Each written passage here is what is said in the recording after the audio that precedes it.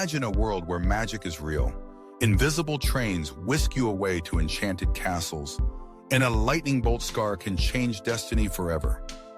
That world would never have existed, or at least not for millions of readers worldwide, if it hadn't been for the determined spirit of one woman, J.K. Rowling.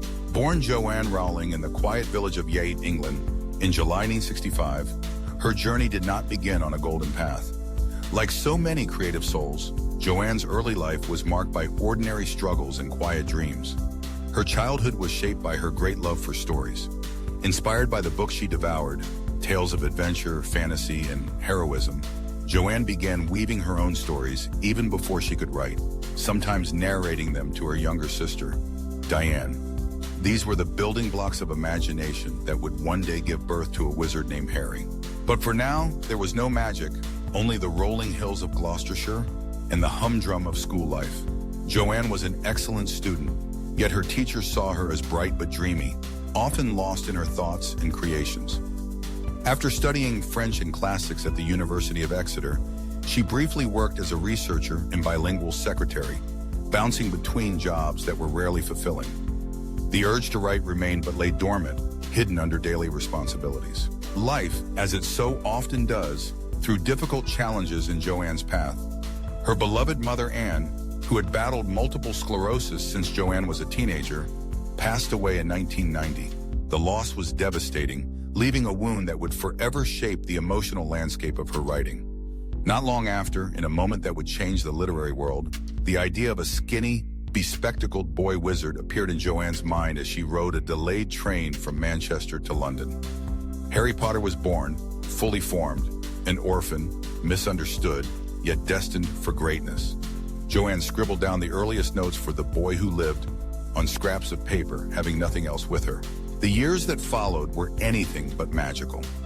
Joanne moved to Portugal to teach English, married, and gave birth to her daughter, Jessica. Sadly, the marriage ended in divorce, and Joanne found herself alone, unemployed, and responsible for raising her child. With little money, she returned to the United Kingdom and settled in Edinburgh, Scotland. There, she struggled with depression so deep and profound that, as she later said, she considered herself as poor as it is possible to be in modern Britain without being homeless. During this dark period, writing became not just her ambition, but her lifeline. She wrote in cafes, often while Jessica napped beside her, hunched over a cup of coffee in the flickering lamplight. Paragraph by paragraph, she poured her heart into a story that blended the hardships of her life, loss, hope, and the power of friendship, with the wonders of magic and adventure. Completing the manuscript for Harry Potter and the Philosopher's Stone was a triumph, but further challenges awaited. The world of publishing is notoriously hard to break into, especially for debut novelists. One by one, 12 publishers rejected Joanne's manuscript.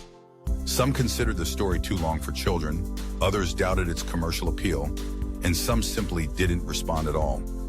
It seemed the magical world inside her imagination might remain locked away, unseen. But every great story needs a moment of hope.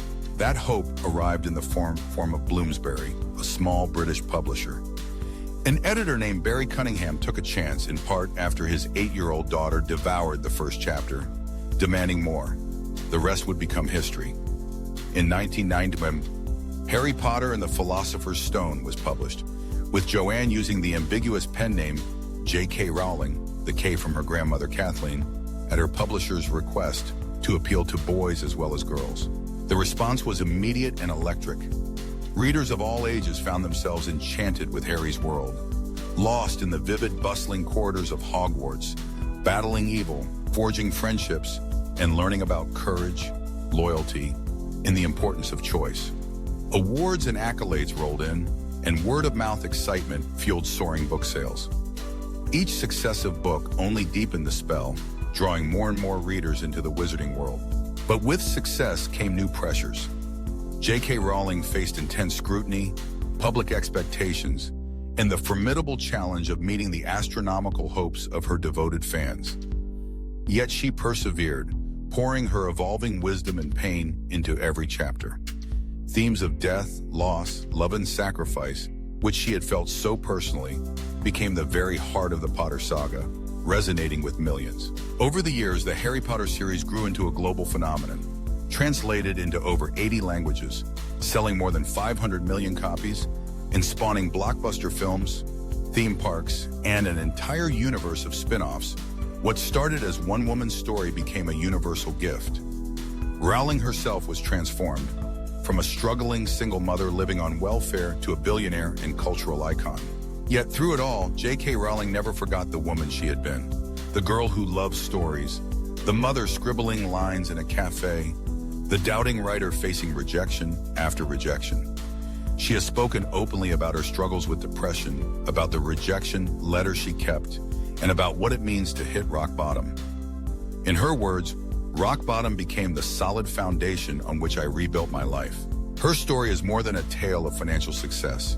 It is a testament to the power of perseverance, creativity, and belief in oneself. Rowling's journey reminds us that greatness does not require privilege, that magic can be found even in the unlikeliest places, and that our darkest moments can be the prelude to our brightest triumphs. Today, inspired by her own experiences of adversity and hope, J.K. Rowling is not only a storyteller, but a philanthropist.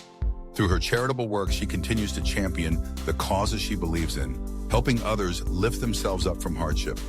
She is living proof that imagination, resilience, and kindness not only survive adversity, they flourish because of it. So next time you open a book and step into a miraculous world, remember the journey of its creator. Rejection didn't defeat her, nor did despair. It fueled her fire, sharpened her resolve, and, with the swish of a pen, transformed her world and ours forever. In the end, the story of J.K. Rowling is proof that sometimes the greatest magic is simply never giving up.